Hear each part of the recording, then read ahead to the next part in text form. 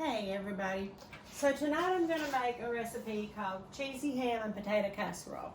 Now this one actually is made with the enameled cast iron skillet with lid, but I have the 2-quart enamel baker here and I'm just going to put some aluminum foil on top of it and it'll be fine. So I'm going to use the utility knife, the coated one, and this is the older style. The way you can tell is the blade is colored just like the handle. The other ones, the blade is gray.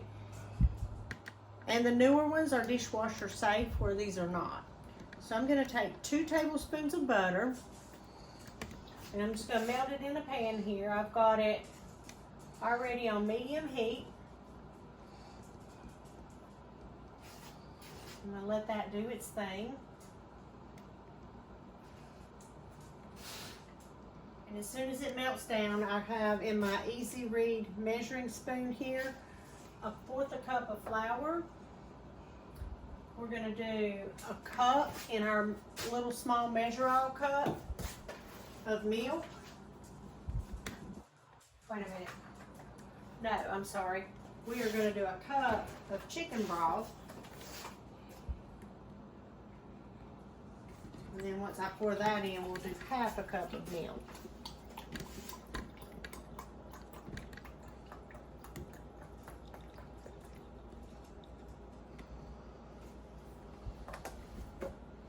Okay, so while this is working, I already have some cheese that I grated from before. This is just regular cheddar cheese, and I like to store mine in the silicone zip bag. This is the medium size one that's blue.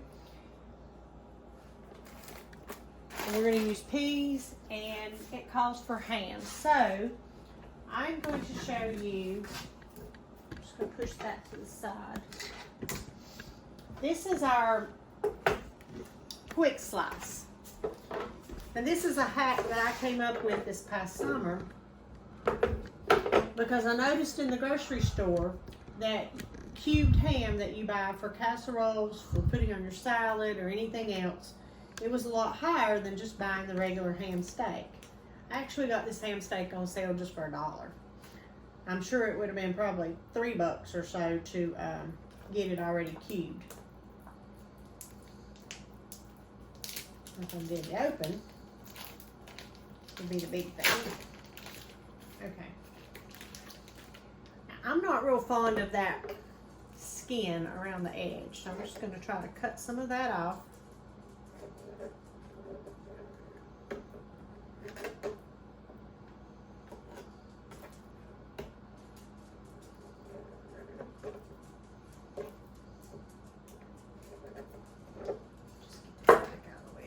Here, so I can see what I'm doing without cutting all of it off.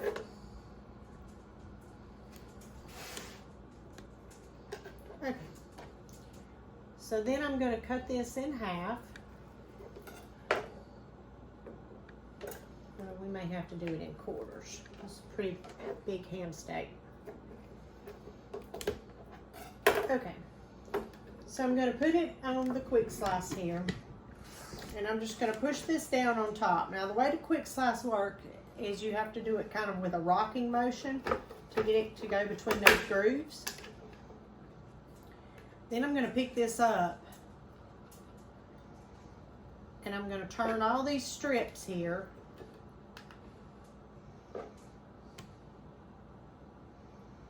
vertical, and we're going to do this again. And this is where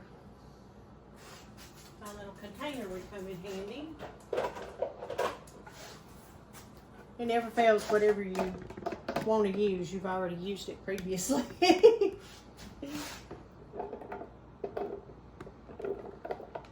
we're just going to put it in here. Because if I don't use all this, then I will save it most definitely for salad, or who knows, we may have an omelet this weekend. Oops. One of the little pieces went to the side there. Actually, 2 of them did.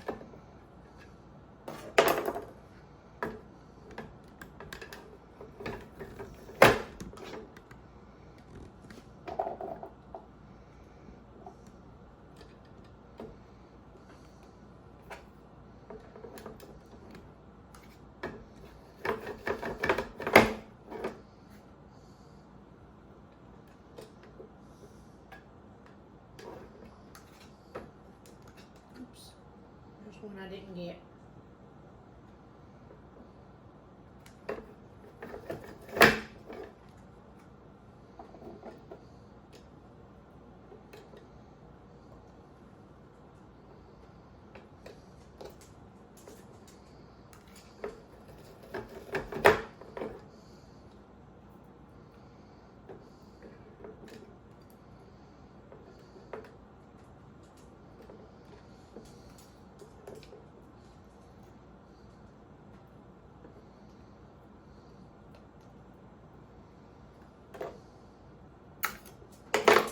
Okay. My dog just went crazy over that one little piece that fell on the floor. Oh.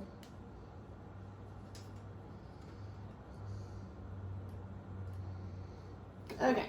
Got a few more pieces here. But this works great for slicing strawberries, for slicing red bell peppers or green bell peppers, mushrooms, anything like that. So, here we have our cubed ham ready to go. So I'm going to bring that over here. Our butter is melted. I'm now going to add in our 1/4 cup of flour.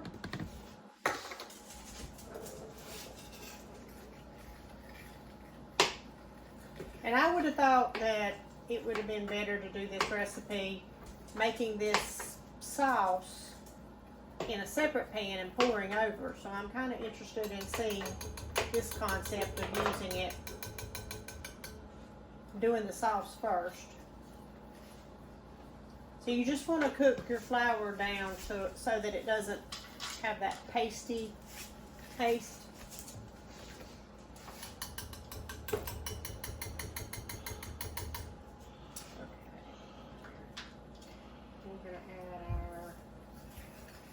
Chicken broth.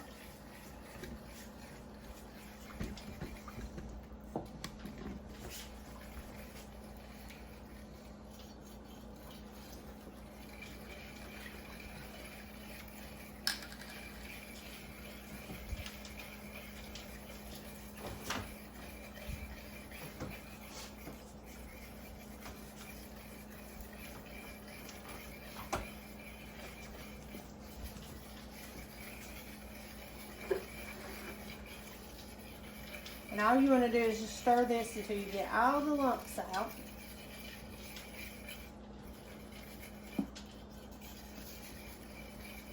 Now the reason for using the cast iron enameled skillet with this dish is because it can easily transfer from the stovetop to the oven. Now we do have with Pampered Chef quite a few other things that can do that. There's the rock crock. My husband asked me why didn't I use the deep covered baker to do this because it would be bigger. Well, I can't cook the sauce on the stovetop with the deep covered baker. We're only going to use half of this.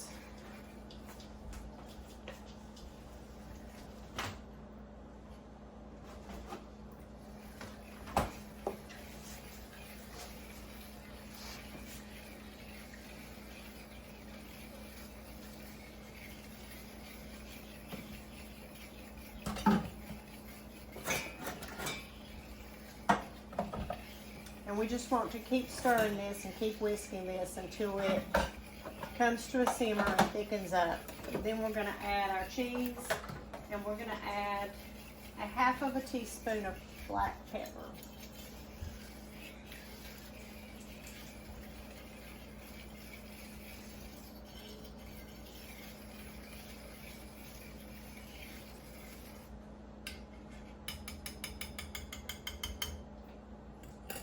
In fact, I'm going to go ahead and put the black pepper in now. I'm just going to wait for it to come to a simmer to do the cheese, because that's just going to season it anyway. And once this starts to simmer and you can tell it's thickened up and your cheese is added, then you're going to add in your hash browns, your ham. Let's see, it says 1 pound of ham, so this was 8 ounce. I don't know if that's probably not quite 1 pound, but I'm going to put, I don't know if I'm going to put all of it in. Let's see how how much this ends up filling up this container. It also calls for a 28-ounce package of hash browns. This is 32, so I probably won't use all that.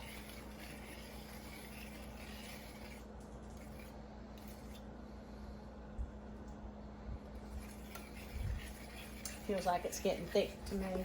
Almost looks more like a white pepper gravy.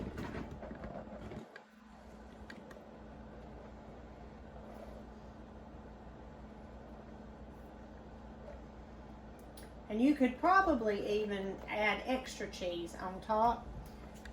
We're gonna do a crushed topping. We're gonna crush some Ritz crackers and melt some butter. So,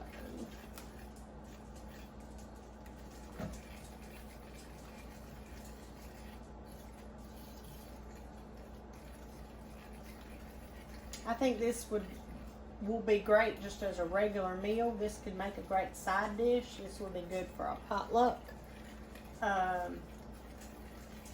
Particularly after the holidays or at Easter when you have leftover ham, this would be a good recipe.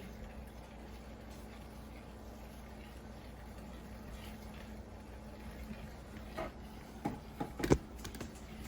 just going to let all this cheese melt down and get incorporated in here.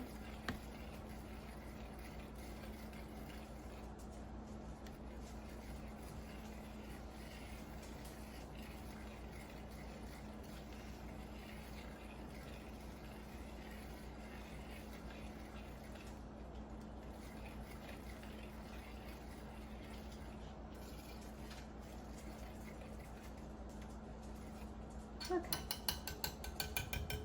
that looks nice and pretty. Oh, there's a little piece of cheese there.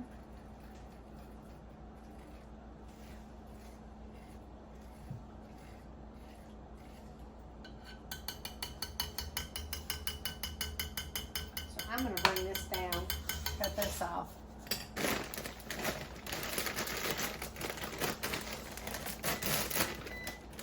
My oven has come to temp. Pouring our hash browns.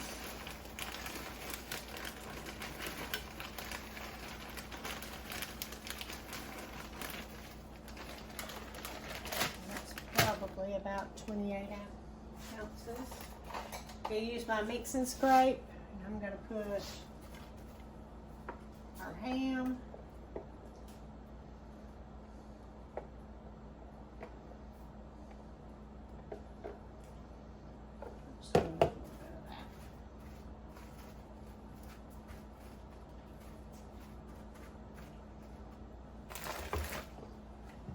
And we're going to use our peas. Now this calls actually for 2 cups of peas. Will you hand me that chip slicer? So this is a neat little gadget. This is called the chip slicer, and it comes in a package of 2. I think it runs about 10 bucks. There's a blue one and a gray one. So on the one side, it's a clip. On this other side right here, there's a blade here, and you can use it to slice.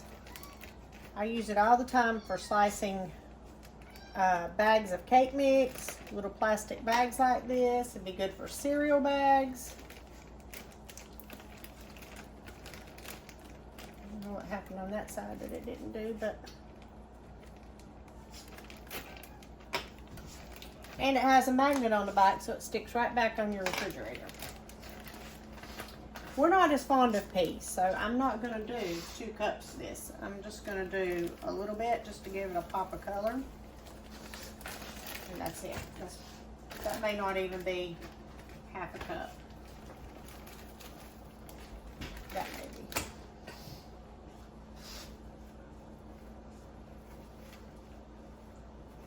And at this point, we are going to melt 2 more tablespoons of butter. And I'm going to crush up some Ritz crackers and put over the top of this. And we'll pop it in the oven. I had set my oven for 425. And we will bake this for about 30 minutes. And we will have cheesy ham and potato casserole. So.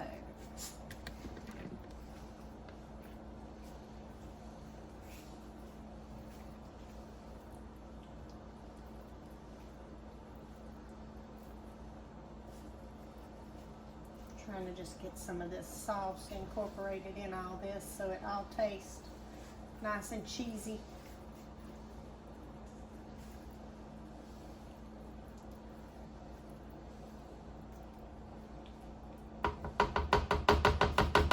And the good thing about this mixing scrape, it is heat safe and it's stain resistant.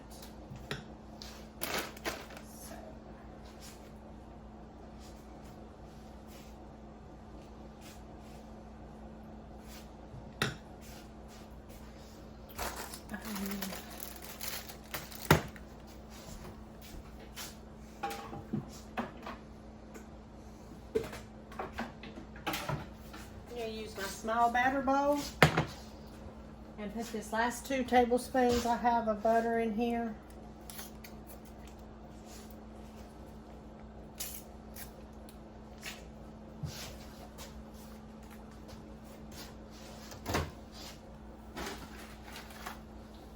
Pop this in the microwave. No, let's do maybe 45 seconds. I think a minute is usually what I do, and it's splattering everywhere, which I got my splash guard over it, so that's good.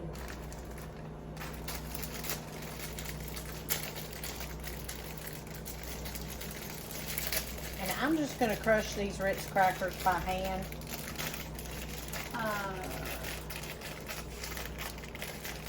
You can put them in the food processor, but I just think it'll be just as easy at this point to do it this way.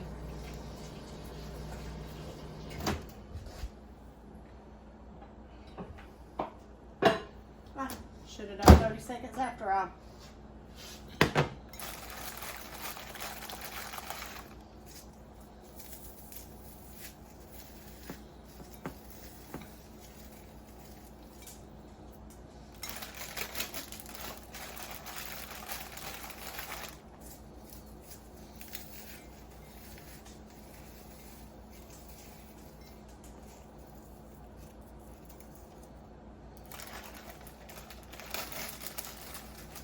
It just takes 1 sleeve of these Ritz crackers for this.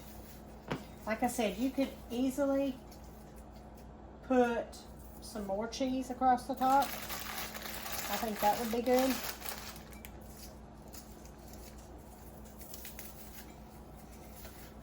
Depending on how cheesy you like it.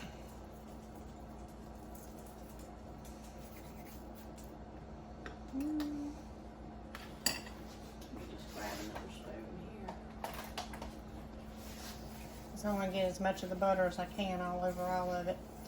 And this recipe didn't call for salt. I'm assuming that's because the ham is going to make it salty. You're going to have salt on these crackers, so it would probably be overkill to add salt. But if you like a lot of salt, like I normally do, nobody would know. You could do it.